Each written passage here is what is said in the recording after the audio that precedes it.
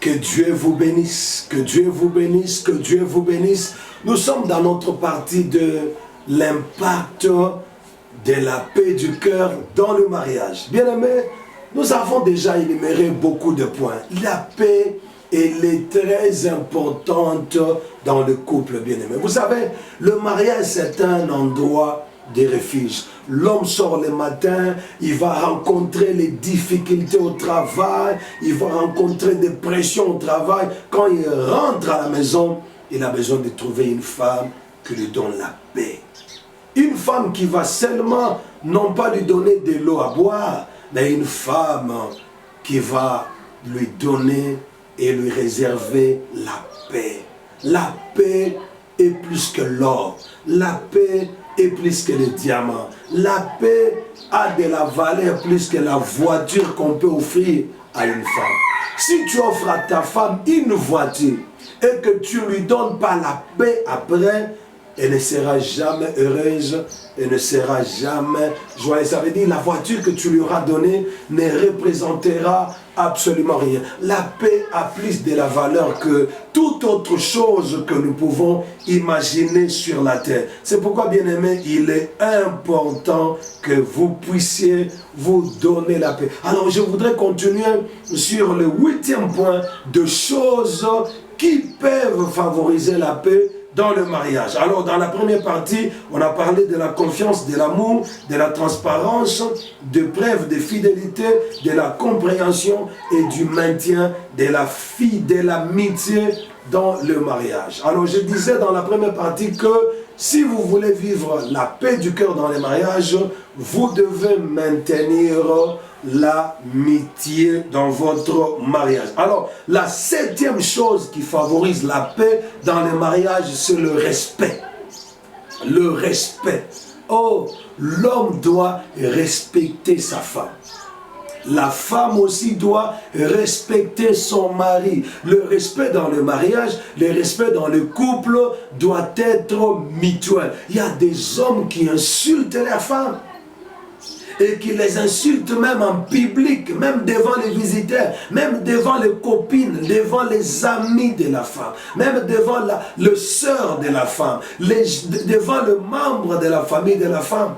Il y a des femmes aussi qui insultent leur mari, devant ses amis, devant ses petits frères, devant les membres de sa famille. Bien-aimés, vous devez vous respecter. Le respect favorise la paix du cœur dans le mariage. Lorsqu'un homme sait que sa femme le respecte, cet homme aura la paix du cœur.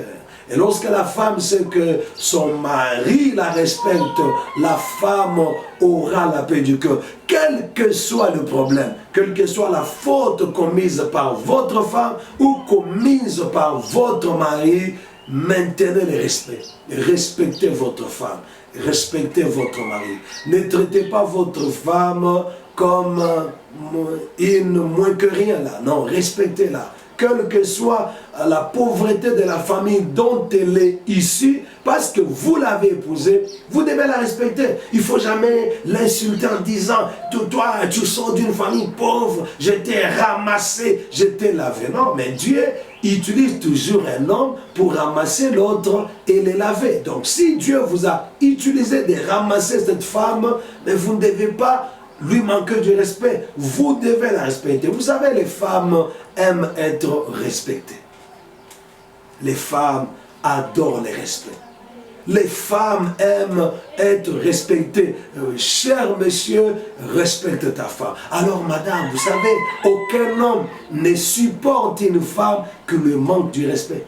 Quelle que soit ta beauté, quel que soit ton éclat, même si tu brilles comme le soleil, aucun homme ne supporte une femme irrespectueuse. Alors, si tu veux la paix du cœur dans ton mariage, dans la vie de ton mari, respectez-vous.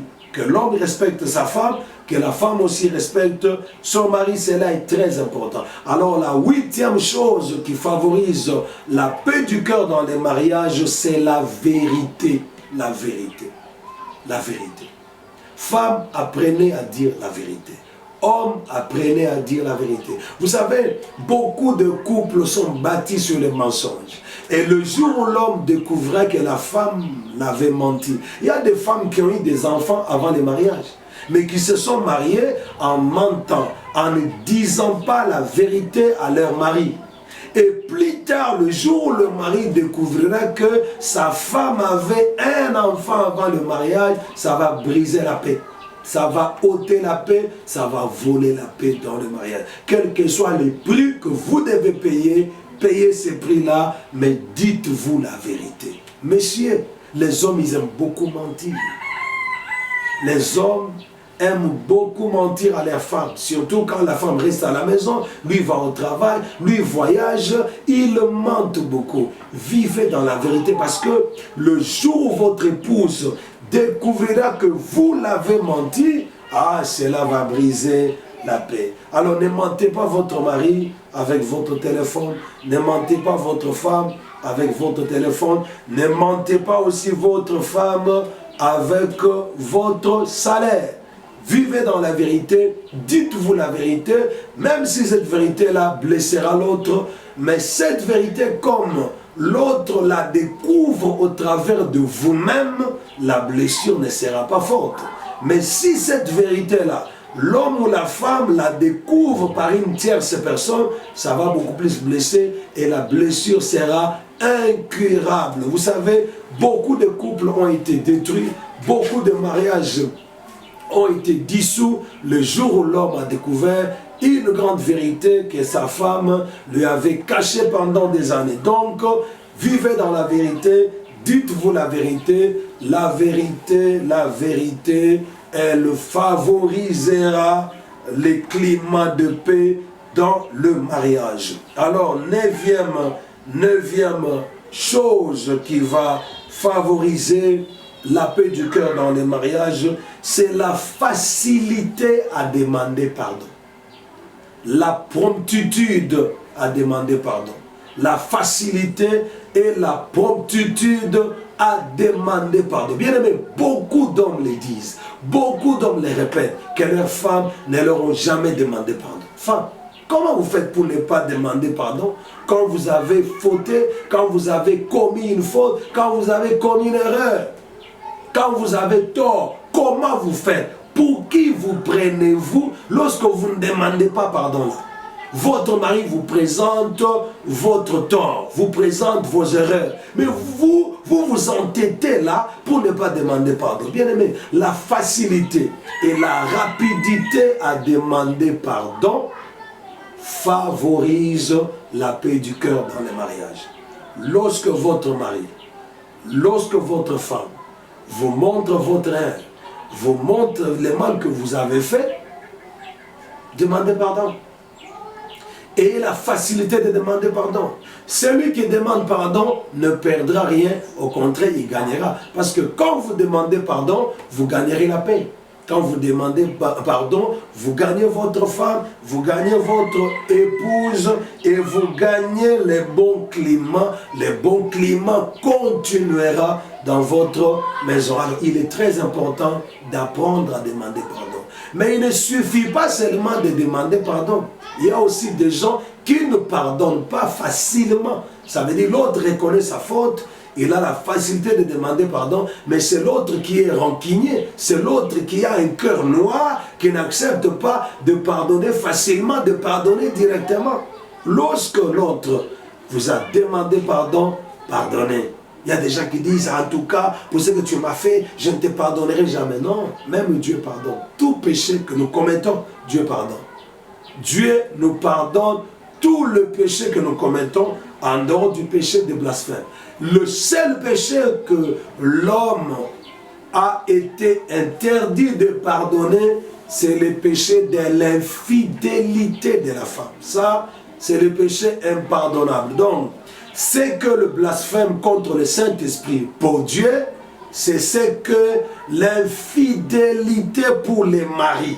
Ça veut dire, lorsque la femme commet l'adultère, commet l'infidélité, ça c'est un péché impardonnable. Alors lorsque vous vous estimez, vous pensez que vous êtes plus sage que Dieu, vous êtes plus intelligent que Dieu, si vous acceptez de pardonner votre femme après qu'elle ait commis l'adultère, ce que vous devez faire, vous devez vous préparer à toujours la pardonner. Parce que la femme mariée, la seule chose qui l'effraie, et qu'on découvre qu'elle a commis l'adultère. Parce qu'elle sait que lorsqu'on découvre qu'elle a commis l'adultère, son mariage n'existera plus. Et lorsque vous pardonnez, sachez que vous avez violé la loi. Vous avez violé la parole de Dieu. Et cette femme à qui vous pardonnez, à cause de l'infidélité, continuera. Et vous devez être toujours disposé à la pardonner autant de fois que vous découvrirez qu'elle a commis l'adultère ou qu'elle vous a trompé. Mais bien aimé, tous les autres cas, tous les autres problèmes, toutes les autres erreurs sont pardonnables autant de fois que la personne peut commettre ces fautes-là. Soyez bénis de partout où vous êtes, que Dieu vous accorde la grâce de vivre et d'avoir la paix du cœur dans votre mariage. Et la neuvième chose qui favorise la paix du cœur dans les mariages, c'est la réciprocité. La réciprocité, bien aimé, il y a des femmes qui aiment seulement que le mari leur fasse des petites surprises, leur fasse du bien, mais elle est incapable de faire du bien à son mari, vice versa. Il y a des hommes qui attendent tout de leur femme et ne font rien, ne donnent rien à leur femme. Non, bien aimé, tout doit être réciproque dans les mariages. Et la 10e chose qui favorise la paix du cœur dans le mariage, c'est l'attention. L'attention. Bien aimé, une femme est prête à tout donner à un homme attentionné. Il n'y a pas une chose qui rend la femme joyeuse et heureuse comme un homme attentionné. Un homme attentionné, c'est un homme qui sait connaître quand sa femme ne va pas bien. C'est un homme qui sait reconnaître quand sa femme s'est mal réveillée. C'est un homme qui sait reconnaître les besoins de sa femme sans que sa femme lui en parle. Un homme attentionné, c'est un homme capable de connaître quand sa femme n'est pas contente, quand sa femme n'a pas aimé quelque chose. Bien aimé, un homme attentionné, c'est un homme qui cherche à savoir où se trouve sa femme, qu'est-ce qu'elle est en train de faire, comment elle va. C'est un homme attaché au fait à sa femme et vice versa. Bien aimé, tout homme est prêt à tout donner pour une femme attentionnée. Alors bien aimé, soyez attentionnés dans les mariages. Il y a des hommes indifférents. Sa femme est malade, il sort depuis le matin jusqu'au soir. Il n'appelle pas. Il n'appelle pas pour savoir, chérie, comment ça va? Je t'avais laissé, tu n'allais pas bien. Comment tu te sens maintenant? Non, il rentre le soir. Tout ce qu'il sait demander, c'est sans nourriture. Mais tu avais laissé l'ami malade. Tu avais laissé ta femme malade. Ta femme ne se sentait pas bien. Aucune attention. Quelle méchanceté. Quelle méchanceté. Quelle méchanceté. Il y a aussi des femmes qui ne sont pas du tout attentionnées. L'homme est malade. Elle ne demande même pas, chérie, comment tu vas? Chérie, comment tu t'es réveillé? Chérie, est-ce que ça va? Chérie, est-ce que tu te sens bien? Alors, bien aimé, on ne peut pas finir toutes les choses qui favorisent la paix du cœur dans les mariages. Je crois qu'on peut s'arrêter à cette 10e chose. Mais je prie que Dieu vous aide. Je prie que Dieu vous accorde la grâce d'avoir la paix du cœur dans votre mariage. Parce qu'un mariage dont l'homme n'a pas la paix du cœur, ça sera un mariage toxique. Ça sera un mariage vivant, un risque permanent de divorce. Alors, je voudrais vous parler très brièvement de choses qui peuvent voler la paix dans les mariages. Les mensonges volent la paix du mariage. Les mensonges volent la paix du mariage. Les disputes et les querelles volent la paix du mariage. Le soupçon vole la paix du mariage. Les soupçons. Il ne faut pas soupçonner ton mari vainement. Il ne faut pas soupçonner ta femme inutilement.